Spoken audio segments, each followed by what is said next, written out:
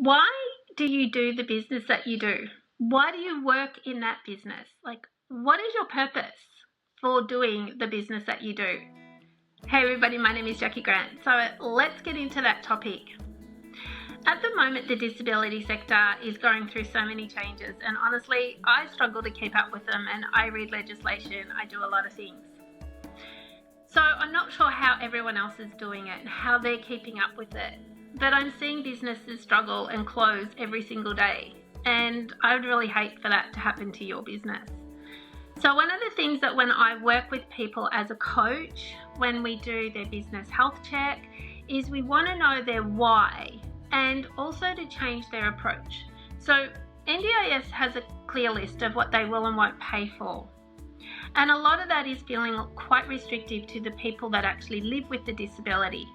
And a lot of people have forgotten that part. It's like, yeah, they've got a disability, but we have to provide this service. But one of the things is that when you provide a service, is it actually a service or is it a little bit more than that? So when I work with you as a coach, technically you can say I'm offering a service, but no, I'm wanting your success. I want to work with you and I want to work with you and walk with you. I want to hear what your goals are. I want to hear why this is important to you. I'm not here just to give you templates or give you documents or give you an audio or go and do a course. I could do that. I've got all of that there ready. You can just go ahead and sign up for something. But the magic happens when we work together. The magic happens when we sit and we understand. I get the real feeling for you. And whilst I could sell you a service, I don't want to. I'd love to actually work with you, walking with you on your goals and finding ways that you can then work with the people who do have an NDIS plan, who do want to release excess weight, who do want to be the best version of them. Now, one of the biggest successes in my business is the fact that I will tell it to you straight. And I know that that's not for everybody. But it's been a success because when I do something with somebody, we're doing it to help them grow. We're doing it because it's really important to them. Their why, their purpose is really important. So if you are a business and I do work with disability businesses, but I also work with people on their own personal goals as well, because my business is all about empowerment coaching, and that just looks slightly different for each person. But let's unpack the NDIS a little bit more, and let's unpack what's going on there that can make a huge difference in your long-term business success, whether you're a sole trader or whether you're a company. It doesn't matter. Let's just dive into that a little bit more. Now, if you've watched me for a while, you will see that I actually offer different events. Mine are not just the stock standard expo or the stock standard conference. The people that speak are very much selected for the right reason, for the right blend, the right connection. Why is that important? Because we want the attendees to get the best possible value of the day. And we can't do that if I come from what I think is important when it's really about what's important to the attendees. What do they want to gain from it? And that's exactly how I work with a business. So let's look at your business and look at what you're providing. So recently someone said to me, I want to provide this service to these people. It's social, it's interactive.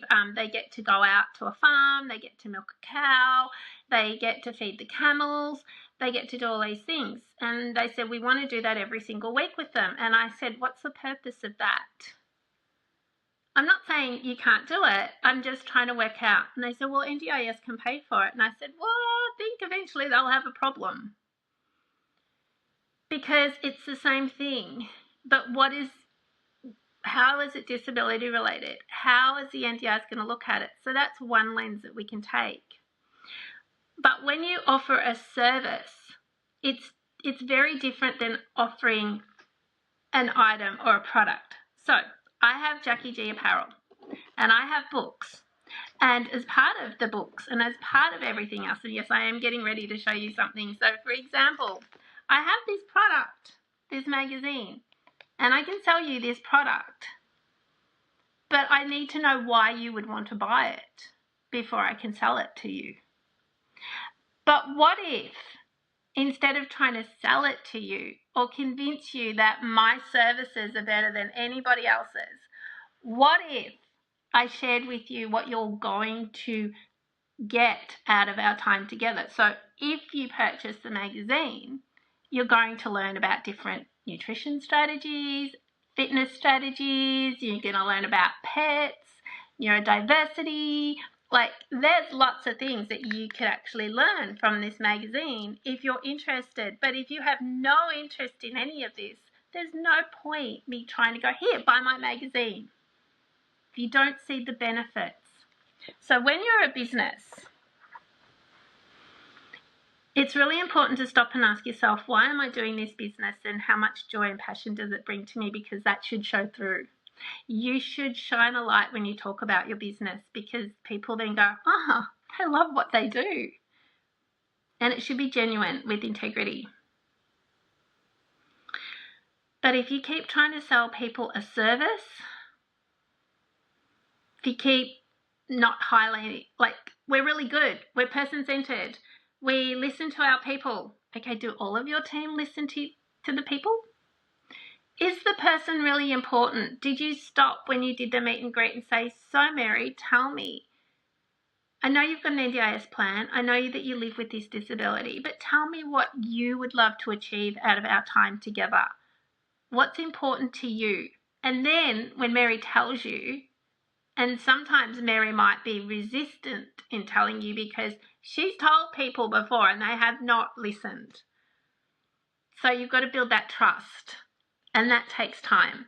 So Mary tells you, she says, you know what, I really want to be able to, when you're here, that I can actually get the dishes done and I can get the washing done, and then maybe we can go for a walk if there's enough time. But getting the dishes done and getting the washing done is just going to help me, and if you're here working with me on it, then I can do that. But the other thing that I want you to think about is that, what problems are you solving for Mary? Because, and we'll go back to the magazine for a minute, what problems does this magazine solve for you? It could solve your nutrition problems. It could solve your fitness problems or your mindset or your parenting or understanding neurodiversity even more. Like, there's so many problems that we solve in this magazine. And if I tell you what problems we can solve through the magazine or through my services, you might be going, okay, that sounds better. Then, hey, we offer this service. So what problems do you solve as a business owner? What problems are you working with the participant to solve together? It's not good, and I learnt this in nursing. I worked in a rehab centre just for a short period of time, but actually the biggest time I learnt this lesson was when I was dealing with consumer complaints. Oh my gosh, that was the biggest time I learnt this lesson. There's always a problem, there's always a solution, and sometimes we can't see the two. They keep passing each other. So we've got the problem here, problem's like, yeah, I'm right here, and the solution's like right here, and we just keep doing this until we do this. And sometimes we keep just doing this, and if you're listening to this, we're moving our hands across, so they keep missing, they keep disconnecting. And sometimes when that happens, what you're looking at is something that is really actually hard to solve. And the way sorry, I'm just hesitating because my ADHD brain just went everywhere. But when you become solution focused rather than focused just on the problem, or focused on, oh my gosh, the NDIS has changed this now, so things out of your control. When you become solution focused, solution orientated, but about the person, right? Not like your problem is, I want to earn some more money. So I've got to sell, or I've got to, whatever. But if the person or the people or the businesses that you're providing the opportunity to work with, so you're going to work with them, they've got to know that you're listening to their problem, not what you think it is. So when you sit with a client or a participant, and one of the biggest things is, if we think about a hospital for a minute, let's say you've gone to the ED department and you walk in and first thing they'll say is, your name, what brings you here, what's the problem? Oh, I've got this really bad pain in my knee. Okay, how long have you had it for? Well, it's been a few days. It just seems to get worse. It's all swollen. Okay, great. All right, and they ask you all these questions, and then they may do an examination or they may get you away. Anyway, we move on then to the next person. And the next person comes in and says, so tell me why you're here. I've got this knee pain. And by this time, you're starting to get a bit faster with the story. As I've got this knee pain. It's been swollen for the last 2 days. The medication the doctor gave me didn't work. I just can't do anything with it. I'm here. Right, okay. They then, and you see them typing away on the little computer. Next thing is the doctor comes in and says, so tell me why you're here. You've got my chart. Did you not read it? And you have to tell the story again. Now, you've now told your story 3 or 4 times to 3 or 4 different people, and then heaven help you if shift change occurs really soon after you get there that you've just told the story, because you're going to have to go through it again. Each person is going to hear something slightly different with your problem, and depending on what they read and how they listen to you will depend on whether they're actually nailing the problem or whether they're a little bit off center with it.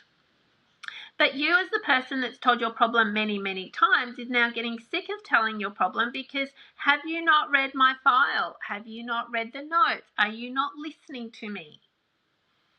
And this is the same for business. When we work with people, people want to feel heard, they want to feel acknowledged, they want to know that they can trust you to actually listen to them and know what their problem is, because it's about solving their problem.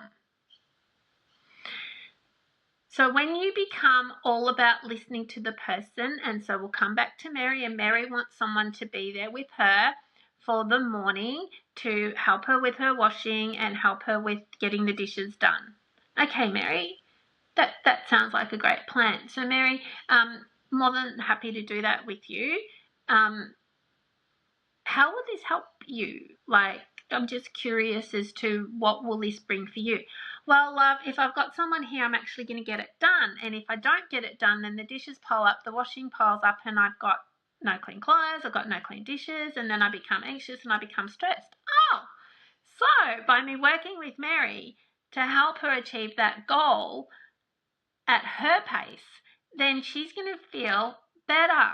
And, Mary might even share that by getting it done with you, it gives her more time and she feels happier and she gets to enjoy the rest of the day.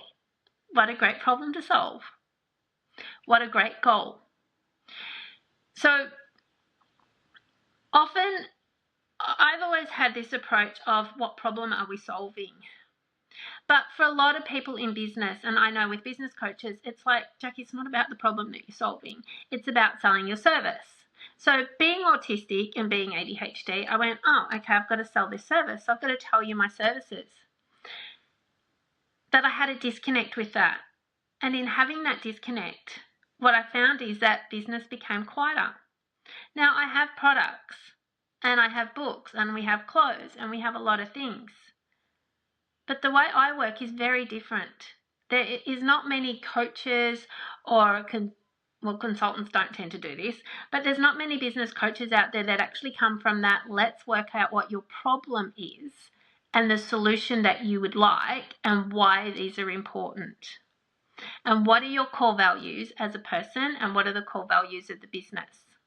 And from there, we actually come in. So doesn't matter how many people I work with as a coach, every single approach is going to be different. I will come in and work with the person. I will have my checklist. I will have my little, agenda, so to speak. But a lot of it is ask the question why. Ask the question why. Now, I'm actually not, like somebody might say to me, well, you're giving away your strategies, you're giving away your information. But no, because I'm me. And there's other amazing coaches out there that will do a similar thing. But the thing is, when you're with your business can't grow. It can't thrive if you're not being you with integrity. If you're not being you with that whole approach of, I am this amazing person that loves what they do. If you're not seeing the value in you, no one else is going to. And I've had this reminded to me over and over again, because often I hear people go, you're charging too much money. How dare you ask for money for your services? I'm like, well, are you not doing that? Now, the other thing I see a lot in the disability sector, especially around a lot of independents or small businesses, is we have to charge this much money. No, you don't. The pricing arrangement is a maximum rate, and it's up to you whether you charge that or not, but it should be a discussion with the participant. So if you change your focus a little bit more, and if you come from a place of passion and integrity that you really love what you do, then your business will thrive. But understanding this actually takes time, and that's where coaching comes in.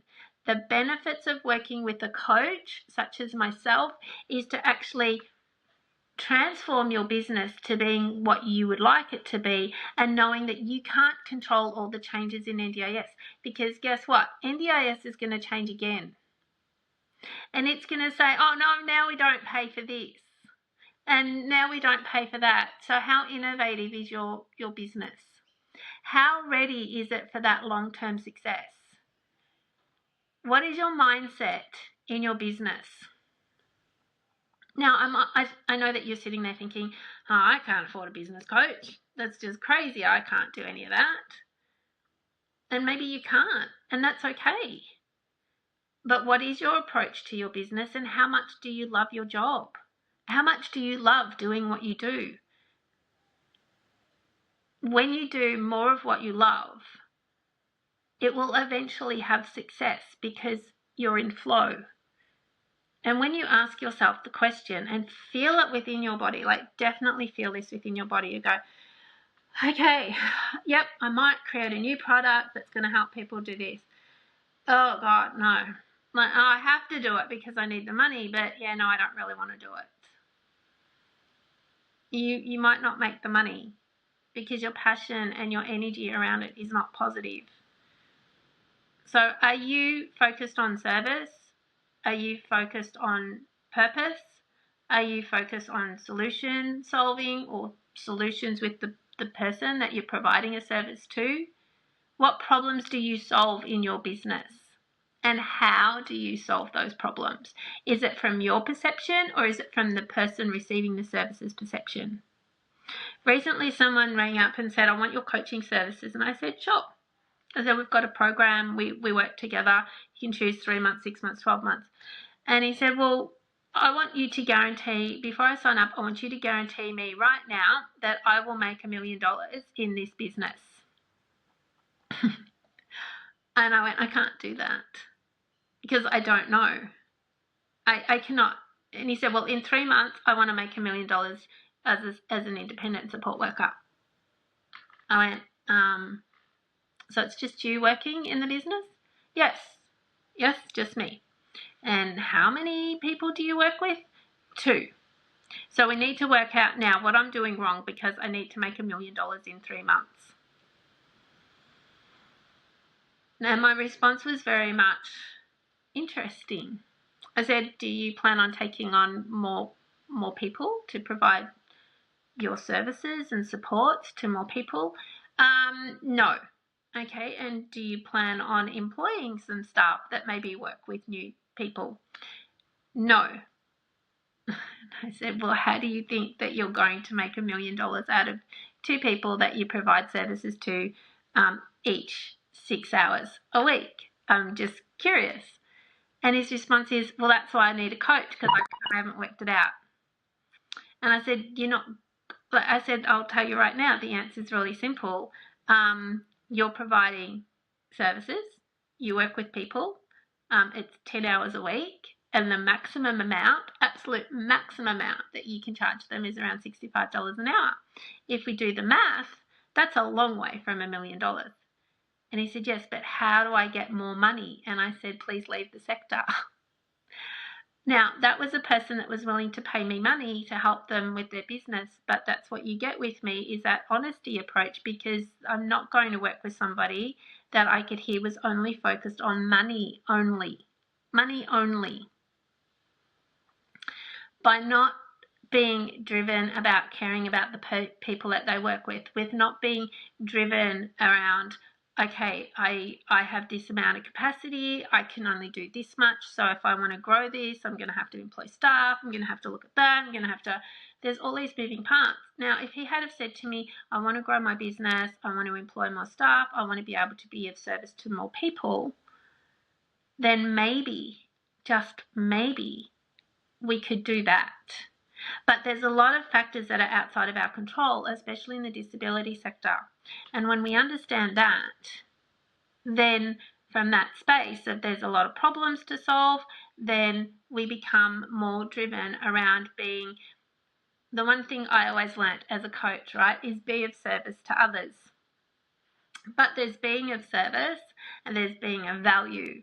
And I actually like to talk about being of value to other people, and that's working with them on their problems and what solutions that they might like and how it might look for them and what the benefits of them of having that problem solved.